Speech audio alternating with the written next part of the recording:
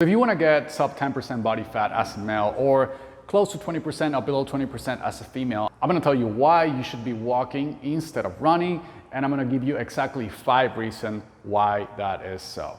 So the first reason is your recovery. If you are here, I would assume that you care about improving your body composition. That means increasing the amount of muscle mass and decreasing the amount of body fat. Now, to improve your body composition, you need to be doing hypertrophy training, and that is whether you're a male or a female. You both need to be doing hypertrophy training in the gym.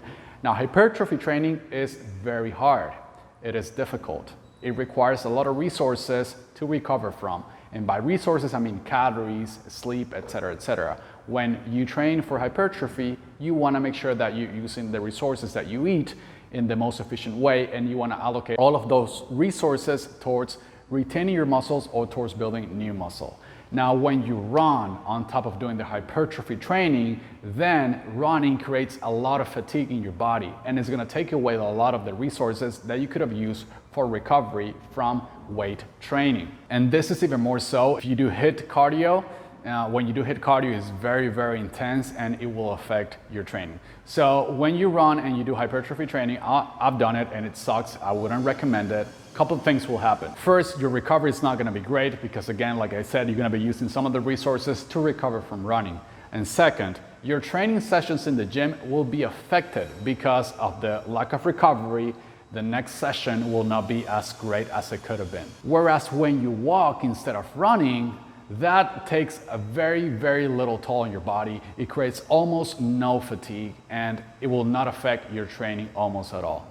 So that is one of the reasons why I prefer walking instead of running to get to 10% or below 10%. So right now I'm prepping for a contest, for a bodybuilding show where I gotta get to 5% body fat or below, and the only form of cardio I'm doing is walking. So if I'm using walking to get to 5% body fat and I'm not running, then there's no reason that you need to run to get to 10% body fat or below. The second reason is when you're dieting for fat loss, you need to be in a calorie deficit, meaning that you will have to eat fewer calories than the ones you burn on a daily basis. Now, when you're in a calorie deficit, there will be a point where your hunger will increase. Dieting for fat loss is not easy, so you want to optimize everything so that your hunger doesn't go out of control. That means that you want to make sure that the activities you're doing are enough to help you burn fat, to improve your body composition, and to maintain hunger levels at a sustainable level. So when you are running on top of the hypertrophy training that you're doing in the gym, then your hunger levels are going to go through the roof. And when you're very hungry, it becomes very difficult to stay consistent on your fat loss phase.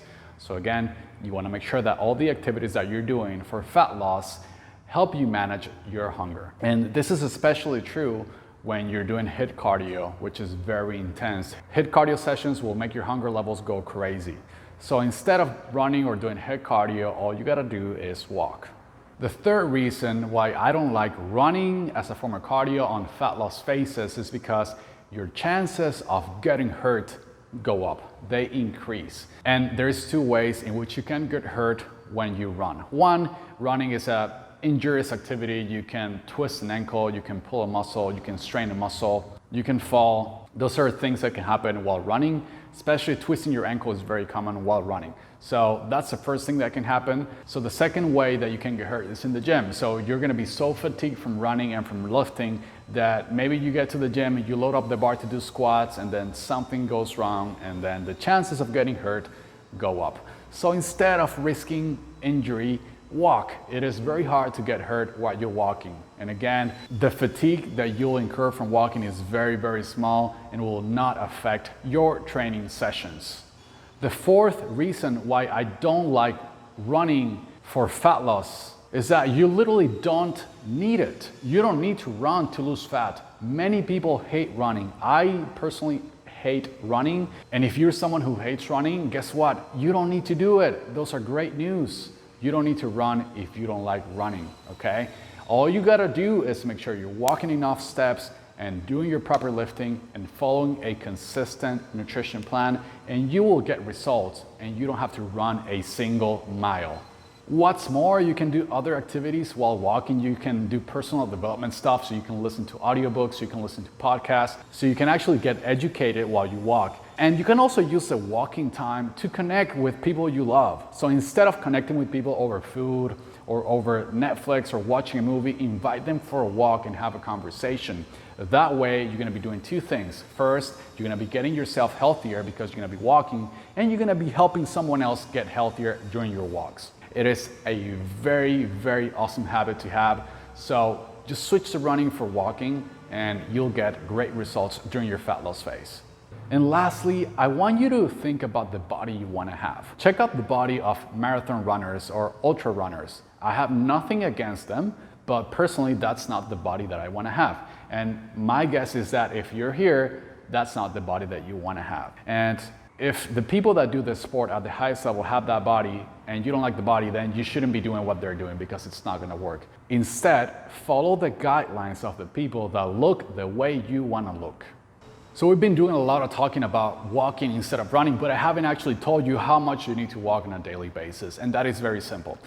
When you're in fat loss phases, and for general health purposes, it's also a really good idea to walk from 10,000 to 15,000 steps per day, okay?